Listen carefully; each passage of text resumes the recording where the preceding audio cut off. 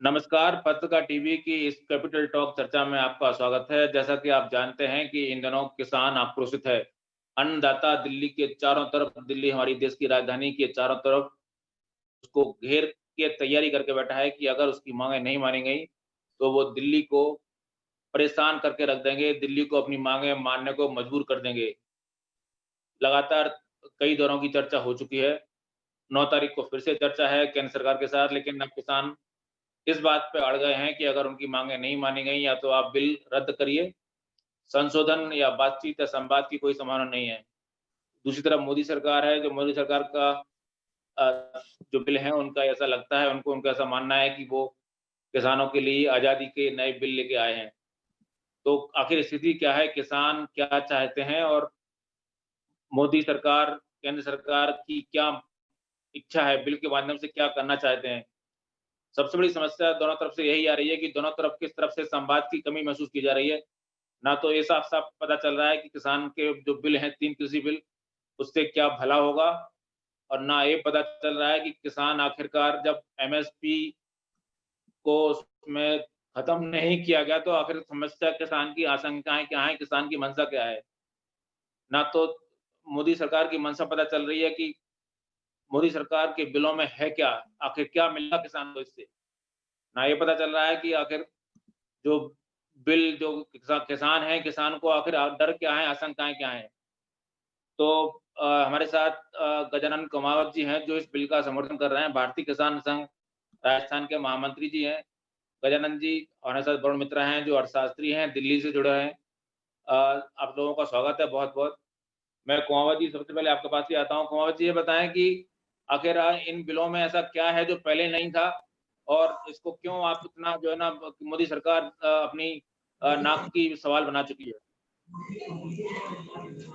देखो, सबसे पहले तो आप सबको नमस्कार। मोदी सरकार ने इसको नाक का सवाल बना रखा है, नहीं बना रखा है, एक अलग विषय है। पहली बात तो ये जो बिल आया है, ये बिल किसान का बिल नहीं है, ये व्यापारियों से संबंधित बिल है। अभी तो किसान बिल आना बाकी है। किसान बिल नहीं आया है, ये जो विधेयक आए हैं, ये व्यापारियों से संबंधित बिल है। दूसरी बात मैं इसमें ये कहूँगा कि इस बिल से संबंधित हमने जून के महीने से ही जो किसानों की जैसे एमएसपी से संबंधित, किसान का कोई विवाद हो जाए व्यापारियों से, उससे संबंधित, तो न्यायालय की बात हो, हमने पूरे देश के, भारत के, मैं वैसे राजस्थान को बिलोंग करता हूं, लेकिन पूरे भारतवर्ष की मैं बात बताऊंगा, 450 जिलों पे हमने धरना प्रदर्शन करके ज्ञापन दिया था और उसके बावजूद भी हमने लगभग 22 हजार देश के गांव से इस बिल में किसानों से संबंधित जो नुकसान होने वाला है उससे संबंधित संशोधन के लिए हमने यहाँ पर मोदी सरकार को ज्ञापन दिया था। उसका अभी तक हमारे साथ वार्ता चल रही है। तो आने वाले समय में हमको इतनी संभावना है कि वो चारों के चारों संशोधन सरकार को मानना पड़ेगा। रही बात जो ये आंदोलन की जो बात है, किसान जो बॉर्डर पे खड़े हैं, तो वैसे क्या है कि किसान संघ, आपको पता होगा, किसान संघ कभी भी कोई भी उग्र आंदोलन, कोई बड़ा धरना प्रदर्शन, कोई राष्ट्रीय संपत्ति को नुकसान पहुंचाने से संबंधित, भारत बंद से संबंधित, इस प्रकार का कभी भी कोई किसी प्रकार का आंदोलन भारतीय किसान संघ ने नहीं किया है। तो मेरा कहने का मतलब यह है कि ये जो 8 तारीख को भारत बंद अन्य संगठनों के द्वारा जो किसानों की बात कर रहे हैं कि भाई हम किसानों से बात करते हैं, ठीक है, वो बात करते हैं, तो भारत बंद का उनका ये आह्वान है, वो उनके लिए है। वैसे हमारी अनुशासनिक तरीके से और गांव से ज्ञापन के तरीके से हम इनको, मोदी सरकार को सचेत कर चुके हैं कि ये संशोधन होना चाहिए। संशोधन नंबर 1 एमएसपी का, संशोधन नंबर 2 कि आप जो ये जो बिल है, अगर किसान का और जो किसान का फसल जो खरीदेगा उसमें कोई आपसी विवाद होता है, तो उस आपसी विवाद को वो कह रहे हैं मोदी सरकार की भी एसडीएम कोर्ट में जाके उसका हल हो। हमारी मांग यह है कि उसके लिए किसान न्यायालय अलग से हो। तो इस प्रकार की कई बार रही बात की एक राष्ट्र एक मार्केट, तो कहने का मतलब हमारे भारतीय किसान संघ पहले से ही मांग उठाता आया है कि किसान कहीं भी जाकर अपने धन को, फसल को बेच सके। धन्यवाद। ठीक है, ठीक है। प्रोफ़ेसर मित्रा, संक्षेप में सर पहले तो ये बताएँ कि इस बिलों में आखिर ऐसा क्या है जो किसान इतना आक्रोशित है, ऐसा भड़का हुआ है?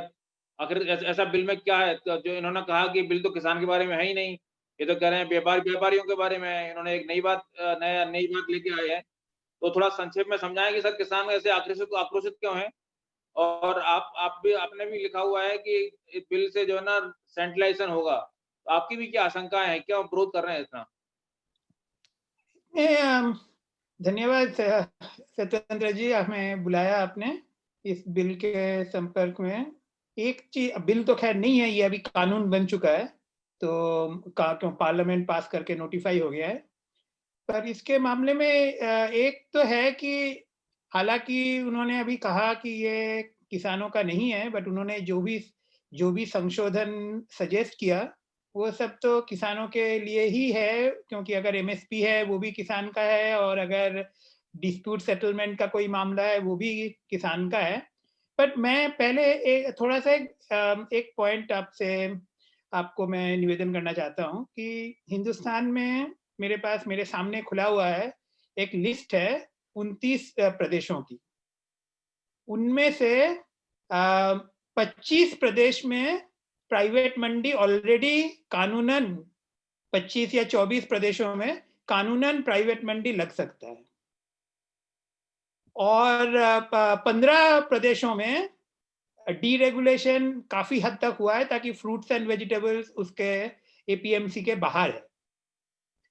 तो इससे एक चीज तो साफ है कि, और तीसरी चीज जो संघ के वक्ता ने अभी कहा कि किसान अपना सामग्री कहीं भी ले जाके कहीं भी बेच सकता है, वो तो पहले से ही कर सकता था। जैसे कि इसी पिछले 2-3 महीने में आपने देखा होगा, जब से धान का फसल कटना शुरू हुआ, कि बिहार के किसान धान लेके पंजाब में एमएसपी पे बेचने के लिए आ रहे हैं, तो रास्ता में उनका कोई रोक धोक तो थी नहीं। तो वन नेशन वन मार्केट उस तरीके से ऑलरेडी था। तो अभी सवाल उठता है इस बिल की क्या जरूरत थी?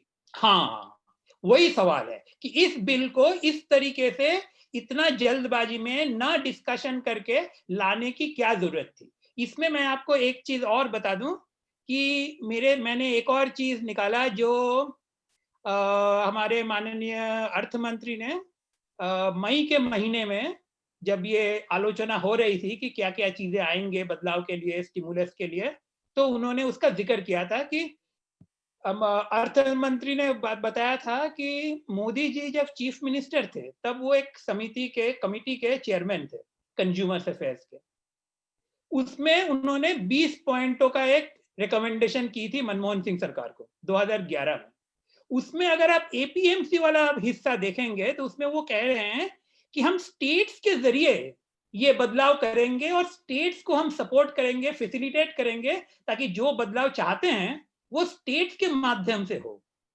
तो अब ये चीज अगर 2011 में लागू था और 2011 से आज तक इतने प्रदेशों ने इतने सारे बदलाव कर चुके हैं, तो इसको सेंट्रल तरीके से ये एपीएमसी बाईपास वाला कानून लाने का क्या जरूरत था, वो मुझे भी नहीं ठीक से समझ में आ रहा।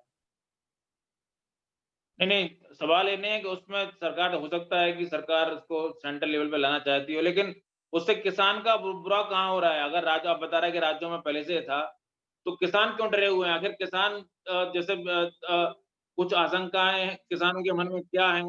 क्या डर है कि इतने आक्रोशित होके वो जो है ना इतने संगठित होके योजनाबद्ध तरीके से लंबी लड़ाई की मंशा बना के सड़क पे हो गए हुए हैं? हाँ, इसका तो दो तो एकदम सीधा परिणाम दिख ही रहा है कि हिंदुस्तान में 2 प्रदेश ऐसे हैं जहां पे एपीएमसी लागू है नहीं।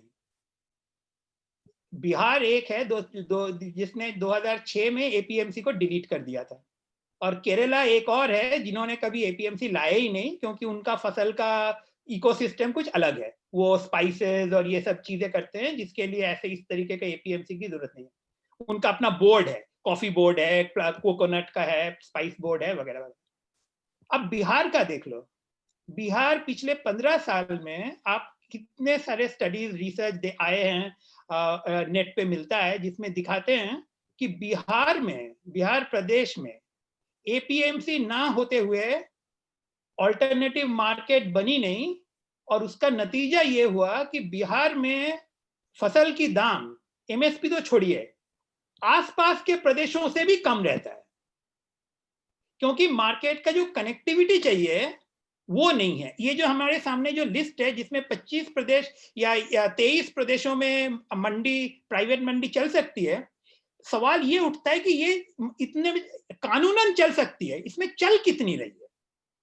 और इसका सबसे बड़ा कारण है कि मंडी चलाने के लिए जो साधन चाहिए कि आप सामान लोग लाएंगे, तो सॉर्ट करेंगे, क्वालिटी देखेंगे वगैरह वगैरह, पर्टिकुलरली जब छोटे किसान लाते हैं, वो करने का उपाय हमारे इन कानूनों में है नहीं।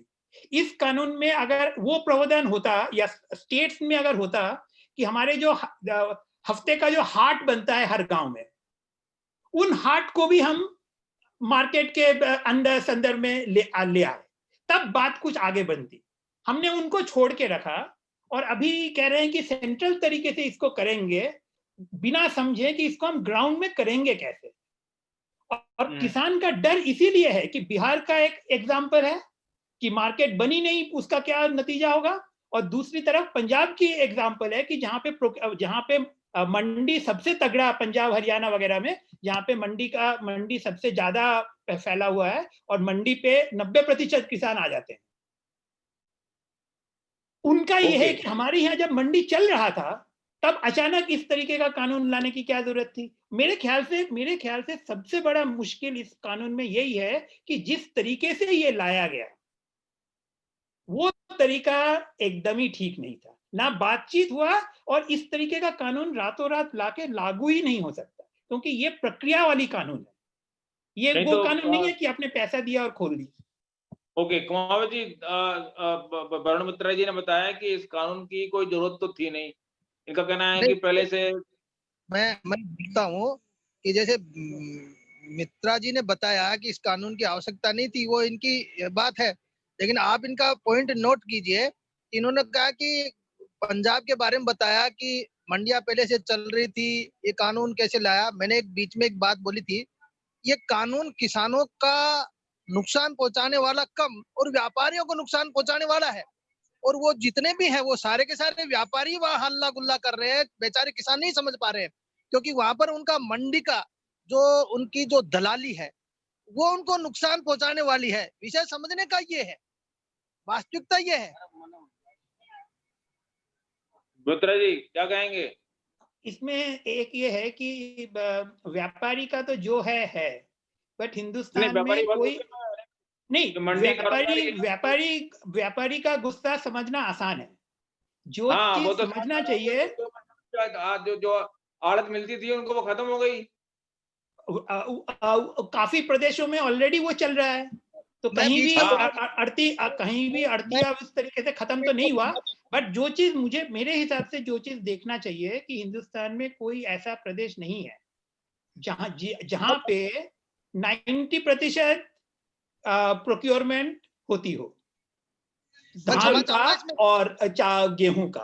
अब सवाल यह है कि जिस प्रदेश में 90% प्रोक्योरमेंट होता है वहां पे किसान इस कानून को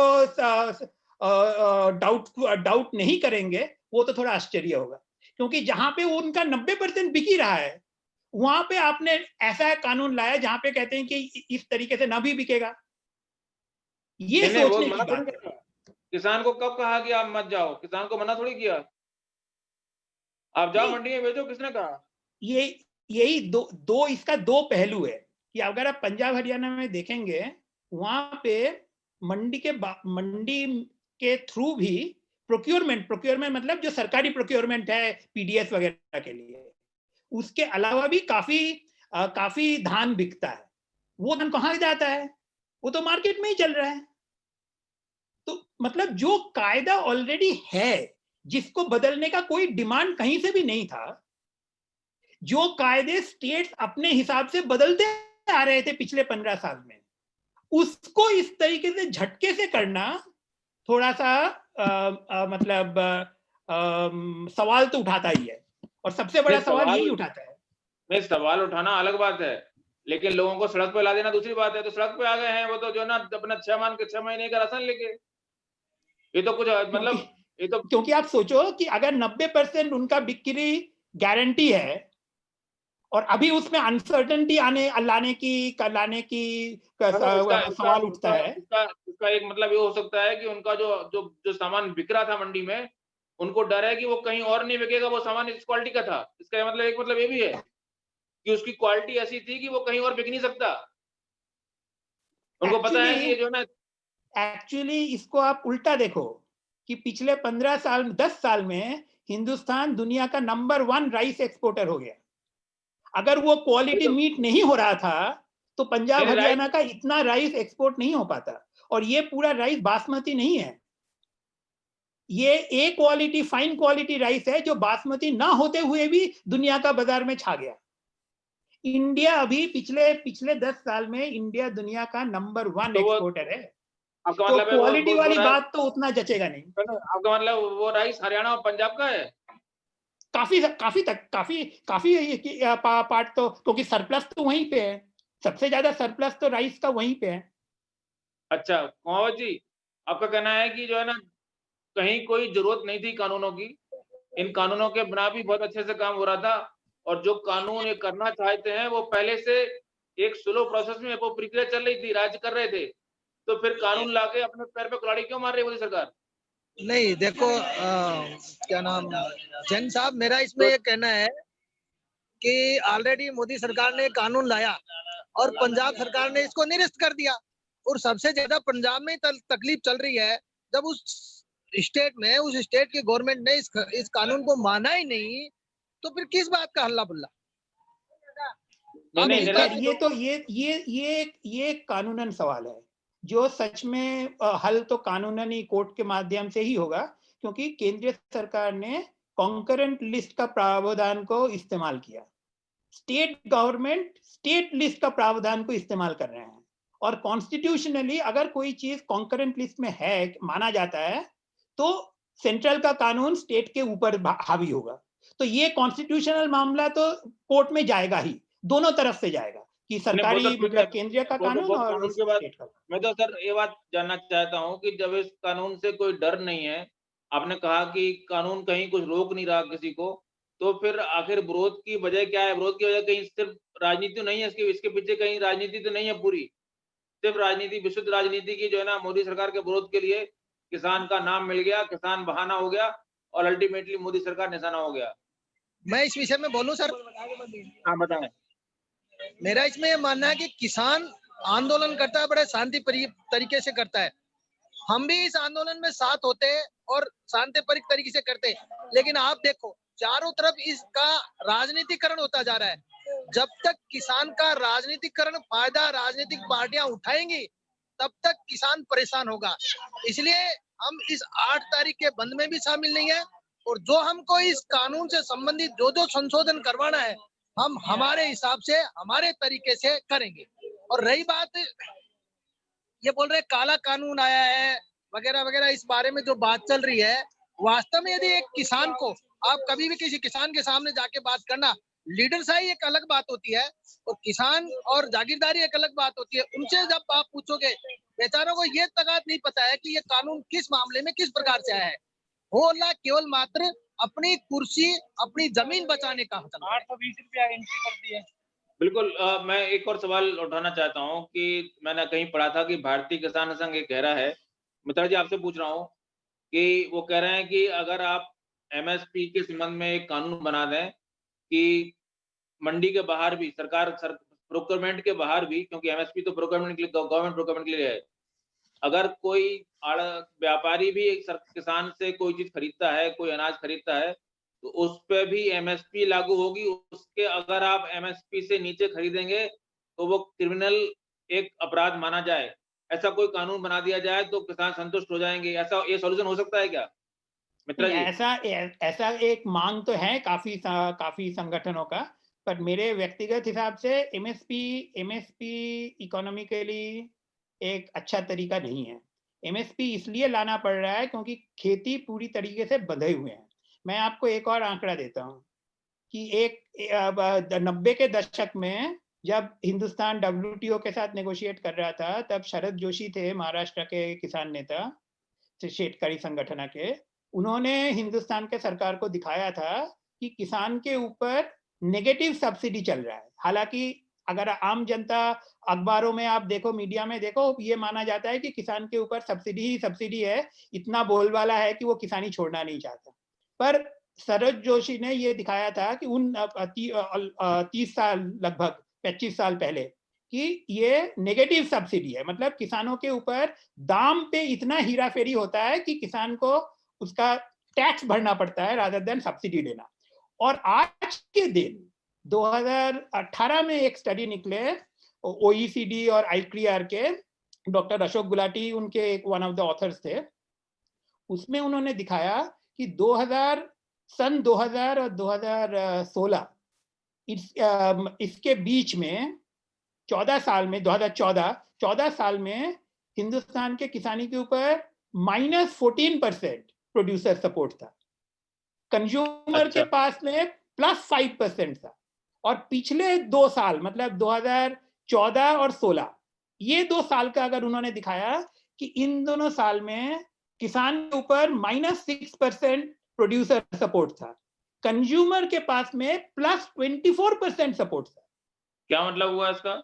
मतलब किसान को अपना MSP दाम, बाजार का दाम सब मिला के, और सब सब्सिडी, इनपुट सब्सिडी, बिजली का, पानी का, फर्टिलाइजर का, सब डाल के किसान के ऊपर नेट दुनिया के दाम के बराबर दाम के अनुभव से उनके पास -6% रिटर्न आ रहा था। ओके, बिल्कुल सही बात। हाँ, तो मतलब किसानी घाटे का सौदा है। इसीलिए आप देखो कि 2012 में या 13 में एक सर्वे निकला जिसमें बताया कि 2/3 किसान चाहते नहीं है कि उनके बेटियां खेती करें। ऐसा शहर के मामले में आप पूरा उल्टा देखो कि एक भी शहर का लड़का खेती नहीं करना चाहता, क्योंकि खेती में लॉस की मामला है। मैं समझ रहा हूँ इस बात को। जब आप देख रहे हैं कि हालत इतने खराब हैं, आपने खुद कहा कि MSP सॉल्यूशन नहीं हो सकता, आपने खुद कहा कि खेती लोग छोड़ना चाहते हैं, आपने कहा कि खेती जो है ना घाटे का सौदा बनता जा रहा है। इसका मतलब है कि किसी के क्षेत्र में बदलाव की जरूरत है। तो अगर मोदी सरकार बदलाव कर रही है, तो बदलाव से फिर इतनी परेशानी क्यों हो रही है लोगों को? नहीं, क्योंकि जिस बदलाव करने का मतलब है, जिस भाव से बदलाव होता है, जो विश्वास के साथ बदलाव होना चाहिए, वो नहीं हो पा रहा है। क्योंकि मेरे ख्याल से कोई भी किसान नेता ऐसा नहीं है, या कोई भी किसान ऐसा नहीं है हिंदुस्तान में जो नहीं चाहता कि ये अभी जो हाल है उसमें सुधार आए। तो सुधार का तरीका निकालने के लिए जो प्रक्रिया होना चाहिए था, वो प्रक्रिया को पूरा ध्वस्त कर दिया इस तरीके से, ऑर्डिनेंस के जरिए, इस तरीके से, ये ऐसे कानून लाने से। इससे विश्वास में धक्का पहुंचा। ये विश्वास का धक्का आज हम उसका कीमत चुका रहे हैं, क्योंकि ये जो विश्वास में धक्का लगा कि सरकार क्यों ऐसे कर रही। अगर ये बातचीत पहले करते, अगर ये बातचीत पहले करके आते, मित्रा जी का कहना है कि सीधी सी बात है, आप एक दिन आते हैं शाम को 8 बजे टीवी पे, कह देते हैं कि जो ना नोटबंदी होगी, एक दिन आते हैं कहते हैं कि भारत बंद होगा, तो पूरी दुनिया में, पूरे भारत में लॉकडाउन हो जाएगा। तो आप किसी से बातचीत नहीं करते, आप जो भी करते हैं सीधे आके घोषणा कर देते हैं। कोई बातचीत करने की संस्कृति नहीं है सरकार में। आप जो है ना, जो इसके स्टेक होल्डर है उनसे बात नहीं करते हैं।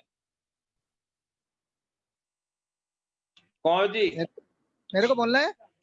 हाँ जी, वो वरुण जी कह रहे हैं कि सरकार में कोई जो स्टेक होल्डर है उनसे बात नहीं की आपने कानून लेके आ गए, कोई संवाद नहीं। आप खुद बोल रहे हैं कि हमारी डिमांड है, हमारी डिमांड, आपकी डिमांड भी नहीं ली।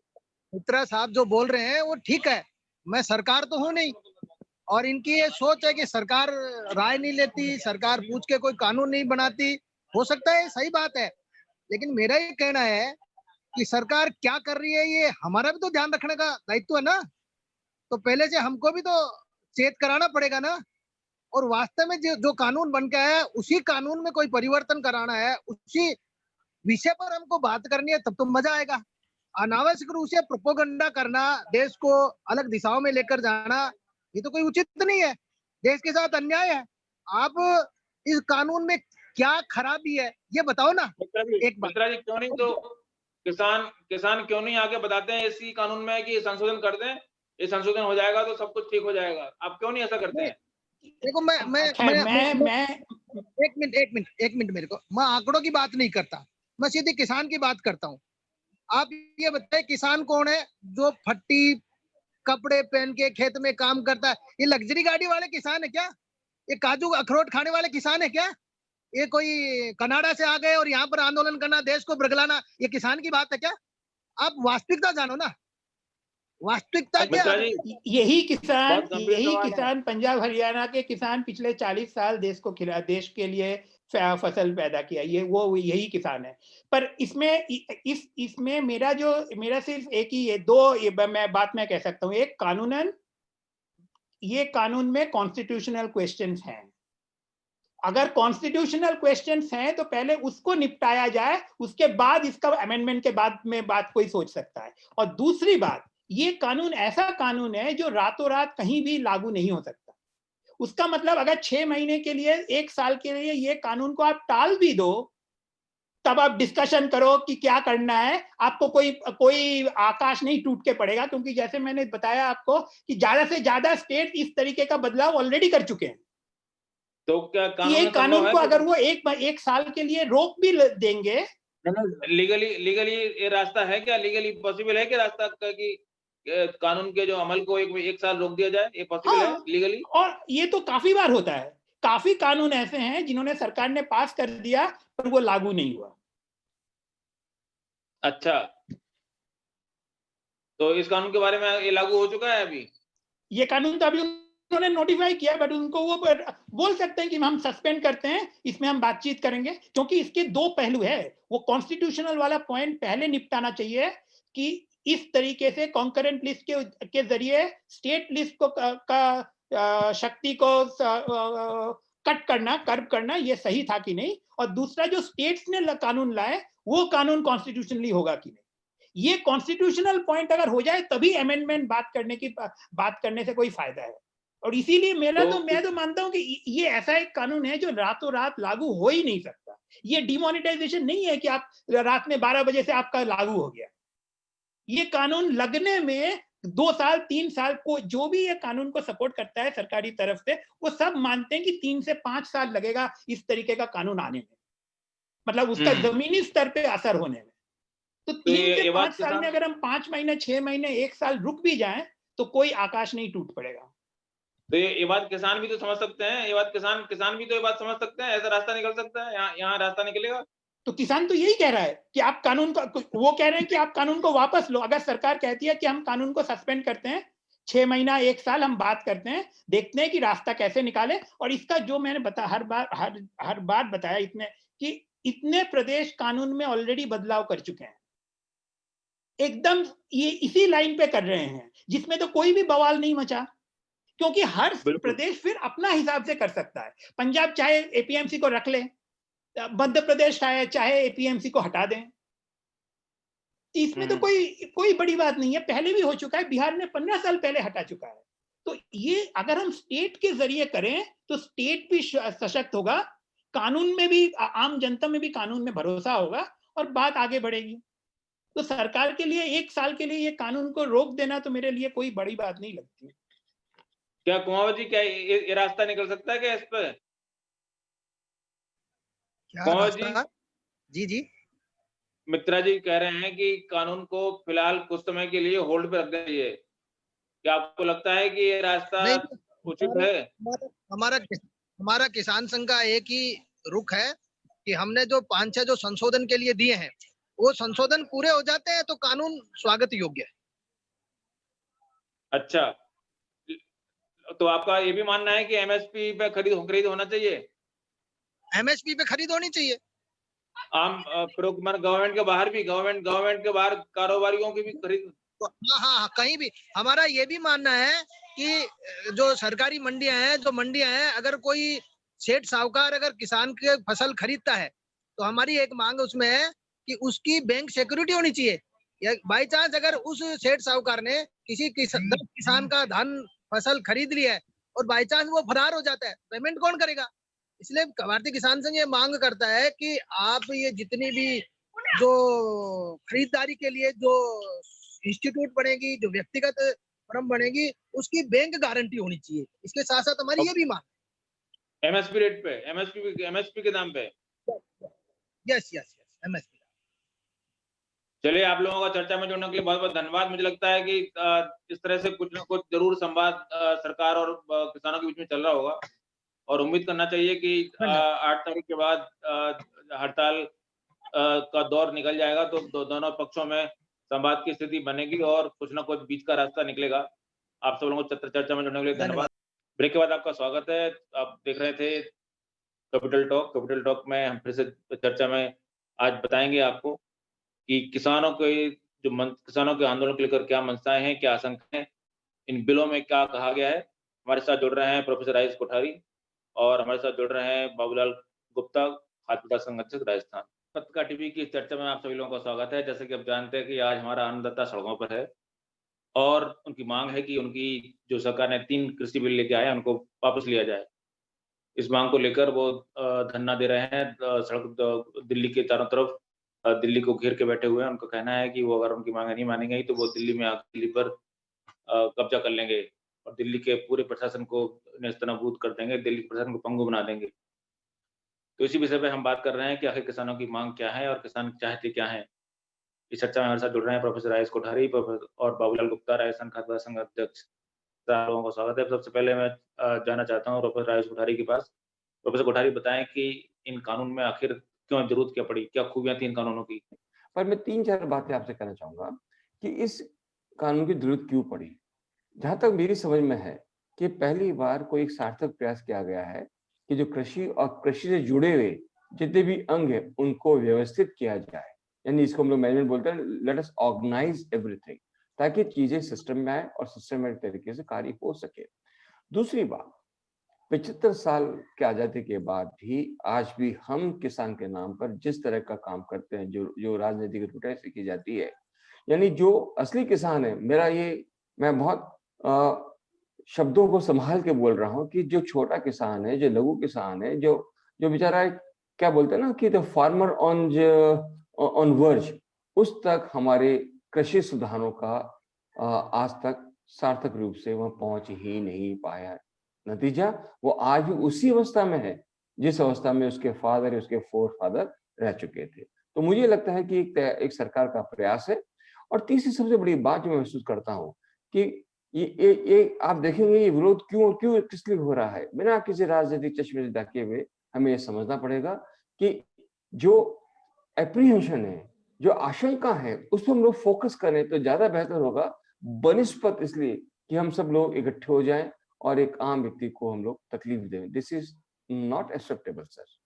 सो अगर आप मुझसे पूछे जरूरत क्यों पड़ी चीजों की व्यवस्था करने के लिए, जो लघु और सीमांत किसान उनको आर्थिक रूप से फायदा पहुंचाने के लिए, और तीसरी बात, इसमें हर किसान की स्वतंत्रता को बरकरार रखा गया है। ये कहाँ लिखा है कि वो फसल इसको बेचे उसको बेचे।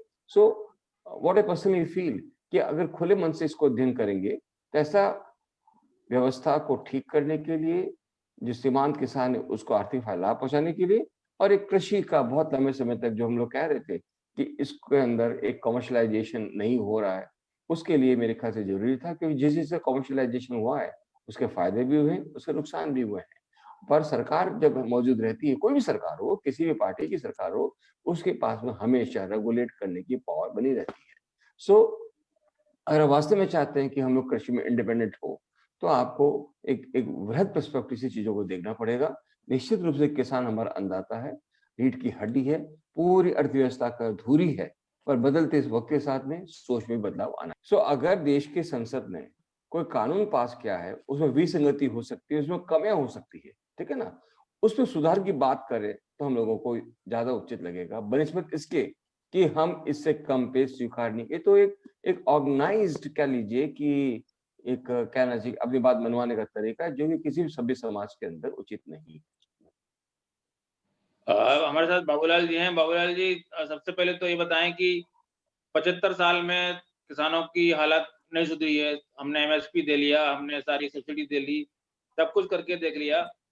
अब मोदी सरकार कह रही है कि हम चाहते हैं कि किसानों को आजादी मिले। तो इसमें आप लोग क्यों मतलब इसमें इतना विरोध कर रहे हैं? आपने कल भारत बंद का समर्थन किया है। क्या कहाँ आपत्ति आ रही है? किसानों के लिए कुछ सरकार ने दे दिया तो किसानों को आपको चाहिए कि समझाएं किसानों को कि आपके हित में है, अब आप भी विरोध कर रहे हैं उसका। देखिए स्वतंत्र जी, ये पहले तो हमें थ्योरी छोड़ करके प्रैक्टिकल पे आना पड़ेगा। हमें देखना पड़ेगा कि व्यवहार में क्या चीज सही है और क्या गलत है। अगर ये यूं कहा जाए कि 75 साल में किसान का कुछ नहीं हुआ, तो आज हम जो 9 करोड़ लाख टन गेहूं पैदा करते हैं, कभी हम लोग PL 156 से गेहूं मंगा करके और अमेरिका का कचरा PL 480 से, हाँ फिर जो भी है, आप जरा एक्सपर्ट हैं, इसको ठीक करते रहिएगा। तो और मैं बाबूलाल जी सुनो सर, निवेदन ये है, मेरी बात सुनिए, निवेदन मेरा ये है सर कि ये कहीं नहीं कहा है कि 75 साल में किसानों को फायदा नहीं हुआ। ये कहा गया है कि जो लघु और छोटा किसान है। मैं अपनी बात खत्म करूं जरा आप। बिल्कुल बिल्कुल जी। और दूसरा, अब दलहन की बात करें तो हम 240 करोड़ टन दालें पैदा करने लगे हैं। दालें थी कहाँ, कौन जानता था दालों को। फिर हम तेल की बात करें तो तेल में अभी भी आत्मनिर्भर नहीं हुए हैं, ये निश्चित है। और तेल के लिए भी उसी तरह से अभियान चलाना पड़ेगा। पर ये बिलों की जो बात आई, पहली बात तो ये थी कि ये कोरोना काल में इस सरकार को ऐसी क्या लगी कि तुरंत में ही ये बिल ले आई, और बिल ला करके भी राज्यसभा में जिस तरह से पास किया, पूरे देश ने देखा। ये क्यों हुआ ऐसा? अगर मान लीजिए लाना था, बात समझती थी, तो जिसको आप अन्नदाता कहते हैं, जिसकी आप कहते हैं कि ये हमारी रीढ़ की इकोनॉमी की हड्डी है, तो कम से कम उसको बुलाते तो सही, उसको पूछते तो सही कि तेरे दुख दर्द क्या है और दुख दर्द की दवा क्या है। क्या सारी अमेरिका से आएगी टेक्निक? क्या सारी यूरोप से आएगी टेक्निक? तो ये टेक्निक ला करके हम वहां की टेक्निक, यहाँ का आधार नहीं बन सकता। यहाँ का आधार तभी बनेगा जब यहाँ की भूमि को समझो, यहाँ के बीज को समझो, यहाँ के किसान को समझो, यहाँ के हल को समझो, तब जाके होगा। यहाँ की मार्केट को समझो। और अगर आप ये जो पॉलिसी लाते रहेंगे, अब आप अमेरिका की बात करें तो एक किसान 10,000 एकड़ जमीन से तो शुरू होता है, और यहाँ 10 बीघा भी नहीं है बेचारे के पास में। उसके पास तो 5 बीघा, 2 बीघा, 3 बीघा ये है। मैं कैलिफोर्निया के उस चैम्बर में गया था, तो उसमें आधा किसान बैठता है और आधा व्यापारी बैठता है, और वहां मेरा लेक्चर था। तो मैंने उनको बताया था कि हमारी एग्रीकल्चर मार्केटिंग एक्ट ये है, तो वो सारे एक्ट यहाँ से मंगवाया और उन्होंने फॉलो किया है। वो तो ये स्थिति है। और हम इससे, हमारी स्थिति ये है कि इस 1961 के एक्ट को जो धीरे धीरे धीरे धीरे वास होता हुआ इस स्थिति में आया कि किसान आज मंडी में बैठकर मंडी का प्रशासन चलाता है। ये किसान को आजादी दी गई और किसान को कहा गया कि तेरी फसल किस तरह बढ़े, ये बैठ करके तय करो। तो ये तो बात थी। अगर यही बात ये सरकार करती, उन लोगों को बुलाता, तो मेरे ख्याल से आज जो स्थितियां बनी है शायद नहीं बनती। मैं इस बात से नकारा नहीं करता कि नई टेक्निक नहीं आनी चाहिए। मान लीजिए हल थे, हल की जगह प्लाऊ आए, प्लाऊ की जगह थ्रेसिंग मशीन आई, थ्रेसिंग मशीन की जगह दूसरी मशीनें आई ना, और इसी किसान ने एक्सेप्ट की ना।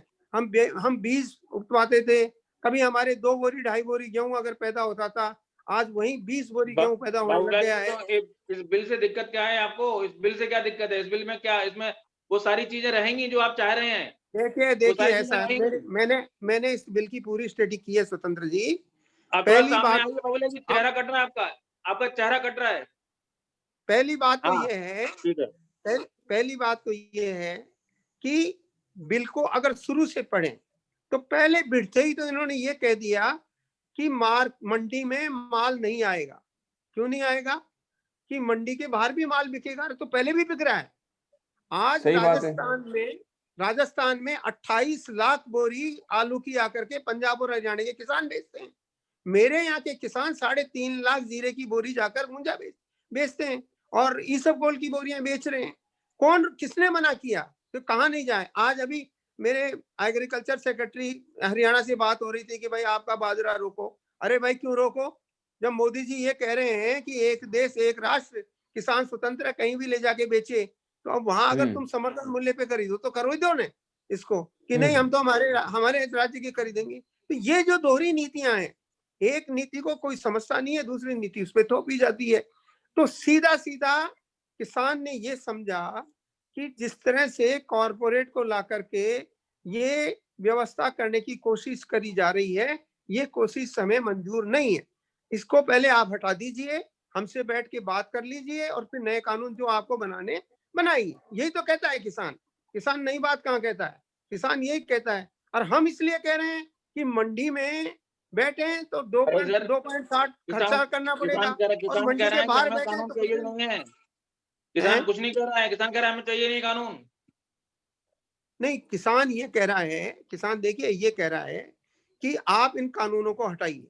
पहले इन कानूनों को जो आप तुरंत लेकर के आए हैं, ये जो बिल लेके आए हैं, इनको हटाइए और फिर हमारे साथ बैठ के बात करिए, ये कह रहा है किसान। और किसान की ये बात क्यों नहीं मानते हैं, इसमें क्या दिक्कत हो गई भाई? ये फेडरल गवर्नमेंट है, अब वेलफेयर गवर्नमेंट है। जब वेलफेयर के लिए, किसान के लिए ही लगी हुई है, कानून बनाए हैं, तो मान के नहीं लेते? अगर इनको ये समझाना है कि कारपोरेट आएगा। सर आपका कहना है कि किसान जो है आखिर अपनी बात रख रहा है, उनको नए कानून से दिक्कत है, इतना डर है, इतनी आशंका है, तो सरकार क्यों अड़ी हुई है? सरकार क्यों नहीं इनको बात करके नए कानून लेके आ जाती है? क्या दिक्कत है उसमें? जैन साहब, पहले तो मैं निवेदन कर दूं कि जो छोटा किसान है, जिसको सूक्ष्म लघु कह सकते हैं, उसकी आर्थिक दशा में आज भी बहुत ज्यादा तब्दीली नहीं हुई है, बावजूद इसके कि देश में खाद्यान्न के मामलों में, दलहन के मामलों में हम लोग कहाँ से शुरू किए तो कहीं से आगे बढ़ गए। पर यह समझना पड़ेगा कि आज भी जो जिसका 1 एकड़ जमीन है, 2 एकड़ जमीन है, उसके हालत में मुझे तो नहीं लगता कि बहुत ज्यादा बदलाव आया है। दूसरी बात, आपने कहा है कि सरकार किसान की बात मानकर ये कानून रद्द क्यों नहीं कर देती, ठीक है ना, सुनने में बड़ा अच्छा लगता है।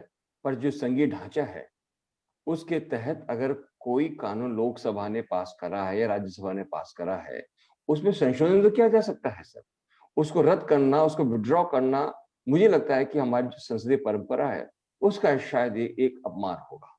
सो आप अपनी बात कहिए, आपको जो सुझाव देने वो दीजिए, और सरकार को मानना चाहिए। मैं तो फिर कहता हूँ कि सरकार को भी ये हर धर्मिता नहीं होनी चाहिए कि मैं बात नहीं मानेंगे। और मेरा इंडिकेशन सिर्फ इतना सा कहने की बात है, आपको जो आदरणीय अरे आदरणीय, मैं आपको बताऊं, इसी मोदी सरकार ने अभी कुछ साल भर पहले, 1.5 साल पहले एक कानून किया था कि जो भी कैश विड्रॉ करेगा उसको 2% टीडीएस करना पड़ेगा। मेरे दबाव से ये रोल बैक हुआ है और पूरे इंडिया में लागू हुआ है। और किसान आज किसान के लिए व्यापारी कितना भी पैसा बैंक से निकाल सकता है, उसमें कोई टीडीएस नहीं करता है। तो जनहित में अगर कोई चीज होती है तो सोचनी चाहिए। अगर मान लीजिए सारा किसान कह रहा है, आज देखिए पंजाब का कहा है किसान, हरियाणा का कहा है, मेरे संपर्क में यूपी का किसान है, मेरे संपर्क में मध्य प्रदेश का किसान है, आज मेरे संपर्क में कर्नाटक का किसान भी आया है और तमिलनाडु का किसान भी आया। तमिलनाडु की 5 बोगियां वहां से रवाना हुई है भर करके। तो ये आखिर है क्या बात तो इतनी सी है ना कि इन बिलों को वापस ले लो और दोबारा जो कानून लाना चाहते हैं हमसे बैठ के बात कर लो। तो इसमें अगर फेडरल गवर्नमेंट को तो ये मानना ही पड़ेगा। अगर डेमोक्रेसी है तो भाई बात तो चलेगी। खाली सांसद ने पास कर दिया और संसद ने सोच लिया और तालियां बजा करके बहुमत के आधार पे कोई कानून लिया है, और अगर वो कानून जिनके लिए लाए हो उनको रुचिकर नहीं है तो उनसे बैठ के बात कर लो ना भाई, क्या दिक्कत है? कानून को वापस ले लो। क्या पहले कानून वापस नहीं हुए? दुनिया भर के कानून, अभी इन्हीं सीतारमण जी ने दुनिया भर के कानून वापस किए हैं। जो इनको जो मल्टीनेशनल कंपनियां हैं, जो हमारे यहाँ की बड़े बड़े घराने हैं, उनको 1,76,000 करोड़ रुपया जो दिया है वो कौन से कानून के तहत दिया है? आखिर रोल बैक करके ही तो दिया है ना ये पैसा। तो ये होता रहता है, ये आवश्यक है, जरूरी है। हमें अगर डेवलपमेंट चाहिए, विकास का कंट्री है, हम विकास कर नहीं चुके, विकास कर रहे हैं। और इसमें कानून आएंगे, कानून बनेंगे भी, कानून चेंज भी होंगे। यही तो हमारा विधान है। और है क्या संविधान हमको ये पावर देता है कि अगर किसी हिताय नहीं है, जन हिताय अगर नहीं है, और अगर जन ये कहता है कि इसको चेंज करो ना भाई। खत्म होने वाली है, मीटिंग खत्म, मैं 10 से 5 मिनट बचे हैं। मैं तो सर आप संक्षेप में जानना चाहता हूँ कि आपकी एक डिमांड क्या है? आप किसानों की तरफ से बोल रहे हैं, एक डिमांड क्या है कि ये संशोधन आपको चाहिए तो आप मान लेंगे कानून, ये संशोधन बताएंगे आप? आप कह रहे हैं हमसे बात करो, बात करने के पहले आपके मन में कुछ तो होगा। नहीं, देखिए ऐसा है, जब बात विश्वास की होती है ना भाई साहब, इस गवर्नमेंट ने कहा 15 लाख लाएंगे और आपके खाते में डाल देंगे, नहीं डाले।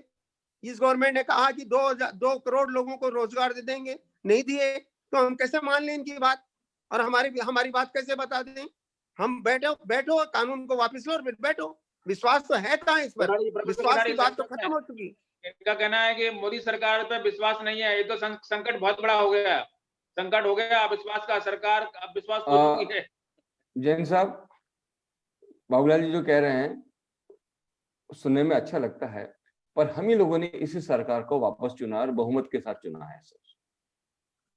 मतलब इस तथ्य को हम नजरअंदाज नहीं कर सकते कि बहुत सी नाराजगी होने के बावजूद, 15 लाख अकाउंट में ना आने के बावजूद या 2 करोड़ नौकरी न लगने के बावजूद भी हम ही लोगों ने इसी सरकार को वापस चुना। यानी जिस बहुमत की बात कर रहे हैं, उस बहुमत ने सिद्ध करा है ना। हमने इसी सरकार को चुना भी, सरकार ने फिर नोटबंदी भी कर दी, सरकार ने फिर आपके जीएसटी भी लगा दिया। और आज स्थिति ये है कि जो छोटा व्यापारी है, छोटा तबका है, जो जितनी भी एमएसएमईज हैं, वो खत्म होने के कगार पे हैं। नहीं, और जो हमारे अंबानी और अडानी हैं, आज विश्व के 5वें और 6ठे नंबर पे पहुंच रहे हैं। यही सरकार की देन है। आपकी बात से मैं बिल्कुल सहमत हूँ सर, इसमें कोई है नहीं, पर हम ही लोगों ने सरकार चुना है ना सर।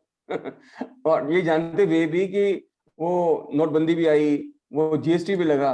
अगर हम इतने ही नाराज थे तो नहीं चुनना था हम सरकार को। सरकार ने हम लोग दूसरी बात, जैसा मेरा ये मानना है सर कि असहमति के मुद्दे जितने भी खुले मन से विचार करना चाहिए सर।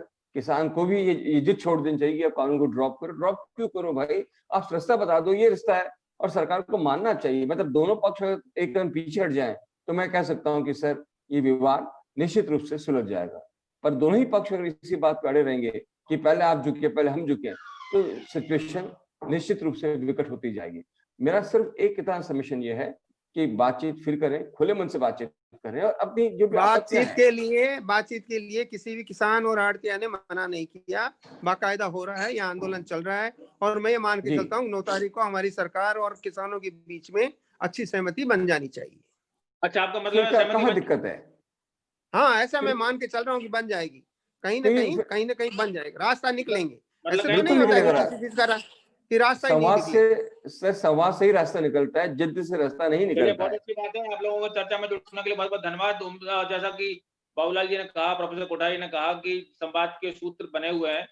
ऐसा नहीं है कि सिर्फ असहमति जो हमें दिख रही है वही है, उसके पीछे भी एक सच है।